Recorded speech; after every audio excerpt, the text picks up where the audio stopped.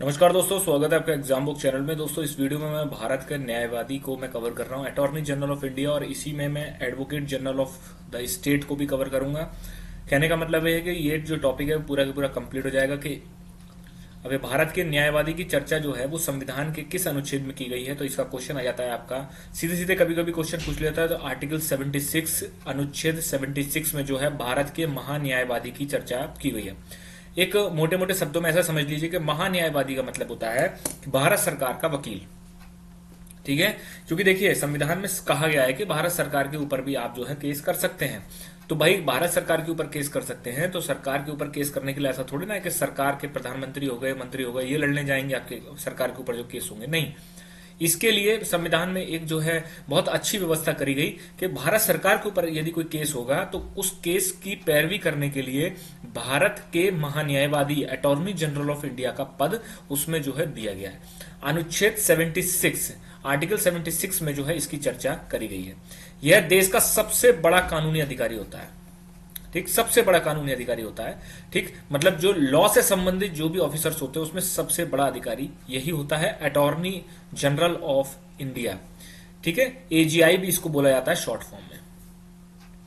AGI की जो नियुक्ति होती है, महान्यायवादी की नियुक्ति कौन करता है? वो राष्ट्रपति करता है। ठीक है, महान्यायवादी की नियुक्ति राष्ट्रपति करता है। दोस्तों, 10 जनवरी से जीएस का नया बैच आपका स्टार्ट हो रहा है। जो भी नए स्टूडेंट्स हैं, ठीक, और वो इस बैच को ज्वाइन कर सकते हैं। ठीक है, ज्वाइन करने के लिए आप जो है 9760657784 इस नंबर पर आप जो है व्हाट्सएप कर सकते हैं, और 8077868574 इस पर आप जो है कॉल और व्हाट्सएप दोनों कर सकते हैं। आप ये वीडियो देख लीजिए, अगर आपको वीडियो पसंद आती है, समझ में आती है, तभी आप जो है इस पर नंबरों पर कांटेक्ट कर सकते हैं। ठीक है, नेक्स्ट आपका महान्यायवादी जो होता है अटॉर्नी जनरल में उन सभी योग्यताओं का होना अनिवार्य है जो उच्चतम न्यायालय मतलब सुप्रीम कोर्ट का जो जज होता है। सुप्रीम कोर्ट के जज के लिए जो भी आपकी एलिजिबिलिटी होती है, वो होना है। एलिजिबिलिटी का क्या मतलब होता है? एलिजिबिलिटी का मतलब ये होता है कि जैसे दरोगा बनने के लिए आपको ग्रेजुएशन होना जरूरी है, वैसे ही आपका जो है महान्यायवादी बनने के लिए जो सुप्रीम कोर्ट के जज के अंदर जो जो काबिलियत होती है, जो उसकी योग्यताएं होती हैं, जैसे योग्यताएं कौन कौन सी हैं, आप सुप्रीम कोर्ट की जब वीडियो आपने देखी होगी, उसके पीडीएफ नोट्स मिलेंगे आपको, तब उसमें मैंने लिखा हुआ है कि सुप्रीम कोर्ट के जज के लिए क्या क्या जरूरी है। अब आपका काम यह है कि सुप्रीम कोर्ट के जज की आप जाकर देखिए कि क्या क्या उसके लिए एलिजिबिलिटी होती है। बस वही अटॉर्नी जनरल के लिए होती है, इससे आपका रिवीजन भी होगा। महान्यायवादी का कार्यकाल जो होता है वो संविधान में निर्धारित नहीं किया गया है। ठीक है, संविधान में कुछ भी नहीं लिखा है कि हाँ कितना कार्यकाल होना चाहिए। बाकी आपने जितने भी मैंने आपको संवैधानिक जो बॉडीज बताई हैं, फाइनेंस कमीशन हो गया, यूपीएससी हो गया, एसपीएससी हो गया, इन सब में क्या है, 6 वर्ष का कार्यकाल होता है, 65 वर्ष की आयु होती है, दोनों में से जो भी पहले हो जाए। इसलिए वह अपने पद पर राष्ट्रपति के प्रसाद पर्यंत बना रहता है। मतलब प्रसाद पर्यंत का मतलब ये होता है कि राष्ट्रपति का जब मूड चाहेगा, जब मन चाहेगा, तब वो उसको हटा देगा। ठीक, तो महान्यायवादी जो है राष्ट्रपति के प्रसाद पर्यंत होता है ये, लेकिन एक संवैधानिक बॉडी है। आपने देखा पहले के संवैधानिक जो भी निकाय हैं, संवैधानिक जितनी भी बॉडीज हैं, उनमें राष्ट्रपति के पास ऐसा नहीं कि जो है राष्ट्रपति मन चाहे तब हटा दे, लेकिन महान्यायवादी का पोस्ट एक ऐसी होती है जिसमें कि वो हटा सकता है। अब महान्यायवादी अपना त्यागपत्र किसको सौंपता है? तो भाई राष्ट्रपति को सौंपता है। ठीक है, जब केंद्र में मंत्रिपरिषद, ठीक है, मैंने आपको संसद की वीडियो में मंत्रिमंडल और मंत्रिपरिषद दोनों के बारे में बताया है, तो जब केंद्र में मंत्रिपरिषद अपना त्यागपत्र दे देती है तो महान्यायवादी को भी त्यागपत्र देना होता है, क्योंकि प्रैक्टिकली बेसिस पे होता है कि राष्ट्रपति नियुक्ति तो करता है, लेकिन उसकी रिकमेंडेशन कौन करता है? वो भारत सरकार करती है कि भाई इस आदमी को तुम जो है महान्यायवादी नियुक्त कर दो। ठीक, तो ये जो चीजें होती हैं, इसीलिए जब सरकार अपना इस्तीफा देगी तब महान्यायवादी को भी अपना इस्तीफा देना पड़ेगा। राष्ट्रपति जो होता है वो महान्यायवादी का पारिश्रमिक तय करता है। संविधान में नहीं दिया गया है कहीं भी कि महान्यायवादी को कितना पैसा देना चाहिए, तो वो राष्ट्रपति डिसाइड करता है। महान्यायवादी विधि संबंधी विषयों पर भारत सरकार को सलाह देता है। ठीक, जो विधि संबंधित विषय मतलब जो लॉ से संबंधित जितने भी विषय होते हैं, अगर भारत सरकार अगर उस पर कुछ पूछती है तो उसमें जो है सलाह देता है उस चीज को। ठीक है। फिर है भारत सरकार से संबंधित मामलों को लेकर उच्चतम न्यायालय में भारत सरकार की ओर से पेश होना। मैंने क्या बोला, मैंने शुरुआत में बोल दिया था कि भारत सरकार के ऊपर यदि किसी भी तरीके कोई मामला है तो सुप्रीम कोर्ट में भारत सरकार की तरफ से पैरवी कौन करता है, वो करता है अटॉर्नी जनरल ऑफ इंडिया, जिसको कि भारत का महान्यायवादी भी बोला जाता है। अंडर आर्टिकल 143 मतलब अनुच्छेद 143 के तहत राष्ट्रपति के द्वारा उच्चतम न्यायालय में भारत सरकार का प्रतिनिधित्व जो है वो करता है। ठीक है, जो महान्यायवादी होता है वो राष्ट्रपति के द्वारा, मतलब राष्ट्रपति ही उसको जो है कहता है कि आप जो है भारत सरकार का जो है प्रतिनिधित्व करिए जाके सुप्रीम कोर्ट में। और सरकार की तरफ से, मतलब भारत सरकार की तरफ से, केंद्र सरकार की तरफ से उच्च न्यायालय, मतलब मान लीजिए ऐसा थोड़ी ना कि सुप्रीम कोर्ट में केस होते हैं जो केंद्र सरकार के खिलाफ, हाई कोर्ट्स में भी होते हैं। तो हाई कोर्ट्स में ऐसा थोड़ी ना है कि भाई जाके जो है वो कोई लोकल मंत्री जाके वहां खड़ा हो जाएगा, नहीं, ऐसा नहीं होता। वहां पर भी जो है एजी को, ठीक है, अटॉर्नी जनरल को जो है जाना होता है, या अटॉर्नी जनरल ना जाए तो उसके नीचे जो है सबऑर्डिनेट्स जो होते हैं वो चले जाते हैं। लेकिन कहा यह जाता है कि भारत सरकार की तरफ से भी हाई कोर्ट में, जो स्टेट के हाई कोर्ट होते हैं, वहां भी सुनवाई का अधिकार होता है इसे। भारत के किसी भी क्षेत्र में किसी भी अदालत में महान्यायवादी को सुनवाई का अधिकार है। मैंने आपसे बोला कि कोई भी क्षेत्र, चाहे स्टेट हो, सुप्रीम कोर्ट हो, कुछ भी हो, उसमें जो है सुनवाई का अधिकार होता है किसको, महान्यायवादी को। महान्यायवादी जाके एक डिस्ट्रिक्ट कोर्ट में भी वो खड़ा हो सकता है, वहां सुनवाई का अधिकार है उसको, और एक सुप्रीम कोर्ट में भी, हाई कोर्ट्स में भी, कहीं भी कोई भी न्यायालय हो। ठीक, संसद में के दोनों सदनों में बोलने या कार्रवाई में भाग लेने का अधिकार है। ये पॉइंट बहुत ही ज्यादा इंपॉर्टेंट है। 90% स्टूडेंट इसको गलत करते हैं क्योंकि उनको यह लगता है कि महान्यायवादी जो है उसको संसद में बोलने का अधिकार नहीं है। देखिए, याद रखना कि यहां पर यह भी दे सकता है वो स्टेटमेंट में कि महान्यायवादी को संसद के दोनों सदनों में वोट देने का अधिकार है, तो वोट का अधिकार नहीं होता है महान्यायवादी को। ठीक है, महान्यायवादी को मात्र बोलने का और कार्यवाही में भाग लेने का, नॉर्मल जो कार्यवाही होती है वहां की, उसमें भाग लेने का, वोट नहीं दे सकता वो महान्यायवादी। संसद में बैठने का अधिकार है उसको। फिर है, वह भारत के खिलाफ कोई सलाह नहीं देगा। अब भाई सीधी सी बात है, जैसे अब मेरा वकील है तो मेरा वकील मेरे खिलाफ थोड़ी ना सलाह देगा। तो सिंपल सा प्रोसेस है कि भारत सरकार का वकील है वो, तो भारत सरकार के खिलाफ कोई सलाह नहीं दे सकता वो, नहीं तो वो अनकॉन्स्टिट्यूशनल, गैर संवैधानिक माना जाता है और उस पर कार्रवाई हो सकती है। बिना भारत सरकार की अनुमति के वह किसी आपराधिक मामले में व्यक्ति का बचाव नहीं कर सकता। जैसे मान लीजिए कोई क्रिमिनल केस है किसी भी आदमी पर है, तो वो सबसे पहले भारत सरकार से पूछेगा कि क्या मैं इस व्यक्ति का जो क्रिमिनल केस है उसको मैं उसका बचाव करने के लिए उसकी तरफ से लड़ सकता हूं। अगर भारत सरकार अनुमति दे देती है तो वो कर सकता है, नहीं देती तो वो नहीं कर सकता। बिना भारत सरकार की अनुमति के वह किसी परिषद या कंपनी के निदेशक का पद ग्रहण नहीं कर सकता। मतलब सबसे पहले उसको सेंट्रल गवर्नमेंट से अनुमति लेनी पड़ेगी कि क्या वो किसी कंपनी का एमडी बन सकता है, ठीक है, मैनेजिंग डायरेक्टर वगैरह जो होते हैं वो बन सकता है, नहीं बन सकता है, और अगर वो भारत सरकार अनुमति देती है तो वो बन सकता है।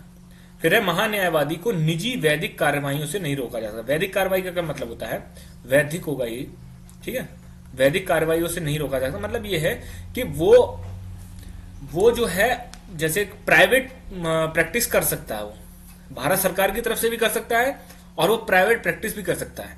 बस एक जो इसमें पॉइंट होता है ये होता है कि क्रिमिनल केस के मामले में यदि किसी व्यक्ति पर क्रिमिनल केस है तब उसको भारत सरकार से अनुमति लेनी पड़ेगी। नॉर्मल कोई भी केस है, ठीक है, कोई भी दीवानी केस है तो उसमें वो जो है भारत सरकार से अनुमति ले भी सकता है, नहीं भी ले सकता। मतलब उसका निजी जो काम होगा, निजी जो वो किसी कंपनी की तरफ से या किसी व्यक्ति की तरफ से अगर लड़ना चाहे तो वो लड़ सकता है। उसमें संविधान में उसको रोका नहीं गया है। ठीक, उसके बाद है भाई, महान्यायवादी की मदद के लिए महाधिवक्ता होते हैं। मैंने आपसे क्या बोला कि हर जगह तो महान्यायवादी जा नहीं सकता, तो उसकी मदद के लिए महाधिवक्ता होते हैं। ठीक, जैसे मान लीजिए एक केस सुप्रीम कोर्ट में लग गया, एक केस हाई कोर्ट में लग गया। अब ऐसा थोड़ी ना कि सुप्रीम कोर्ट में पहुंच जाएंगे, हाई कोर्ट में पहुंच जाएंगे। सुप्रीम कोर्ट में मान लीजिए महान्यायवादी चले गए और महान्यायवादी ने बोला महाधिवक्ता से आप जो है हाई कोर्ट में जाके संभालो। ठीक, फिर है, महान्यायवादी केंद्रीय कैबिनेट के सदस्य नहीं होते। ये क्वेश्चन कंफ्यूजिंग होते हैं, मैंने जो जहां पर कंफ्यूजिंग आता है वहां मैं बता देता हूं आपको कि जो अटॉर्नी जनरल होता है वो केंद्रीय कैबिनेट के सदस्य नहीं होते। बहुत सारे स्टूडेंट जो है इसमें कंफ्यूज हो जाते हैं और बहुत जगह जो है ये चीज गलत भी दे रखी है। केंद्रीय कैबिनेट का जो केंद्र की कैबिनेट होती है उसका सदस्य ये नहीं होता। सेम, बिल्कुल सेम ऐसा ही, ठीक है भाई, हमारे देश में क्या है, लोकतांत्रिक प्रणाली है, ठीक है, सिस्टमेटिकल सारी चीजें हैं। तो पूरे भारत के लिए केंद्र सरकार है और राज्यों के लिए राज्य सरकार है, तो राज्य सरकार के ऊपर भी तो केस हो सकते हैं। तो राज्य सरकार के केसों के लिए फिर राज्य का महाधिवक्ता आता है, उसको कहते हैं advocate general of the state. Same बिल्कुल प्रोसीजर यही है, बस थोड़ा बहुत अंतर है, वो मैं जल्दी से आपको बता देता हूं। राज्य के महाधिवक्ता की चर्चा किसमें की गई है? तो आर्टिकल 165। ये तो आपको देखिए, आर्टिकल्स आपको रटे हुए होने चाहिए, खासकर बहुत मेजर मेजर चीजें जो होती हैं, ठीक, उनके आर्टिकल। राज्य का सबसे बड़ा कानूनी अधिकारी होता है। भारत के न्यायवादी का अनुपूरक, अनुपूरक मतलब बिल्कुल वैसा ही काम करता है जैसा कि भारत का महान्यायवादी अटॉर्नी जनरल ऑफ इंडिया करता है, बस वैसा ही वो स्टेट के मामले में काम करता है। महाधिवक्ता की नियुक्ति कौन करता है? भाई राज्यपाल करेगा। महाधिवक्ता में उन सभी योग्यताओं का होना अनिवार्य है जो उच्च न्यायालय, वहां पर उच्चतम न्यायालय था, यहां आ गया उच्च न्यायालय के न्यायाधीश के लिए आवश्यक है। अब आप जाके हाईकोर्ट की जो पीडीएफ और वीडियो पड़ी है उसमें जाके आप देखिए कि हाईकोर्ट के न्यायाधीश बनने के लिए जो है वो किन किन योग्यताओं का होना जो है आवश्यक है। महाधिवक्ता का कार्यकाल जो होता है संविधान में निर्धारित नहीं है, इसलिए वह अपने अपने पद पर किसके? राज्यपाल के प्रसाद पर्यंत रहता है। और ऊपर जब मैंने आपको अटॉर्नी जनरल बताया था वो किसके? वो राष्ट्रपति के प्रसाद पर्यंत था। महाधिवक्ता जो है अपना त्यागपत्र किसको? राज्यपाल को सौंप देता है, ठीक है, राज्यपाल को सौंप सकता है। जब राज्य में मंत्रिपरिषद अपना त्यागपत्र देती है तो महाधिवक्ता को भी त्यागपत्र देना होता है, सेम जैसे सेंट्रल में होता है।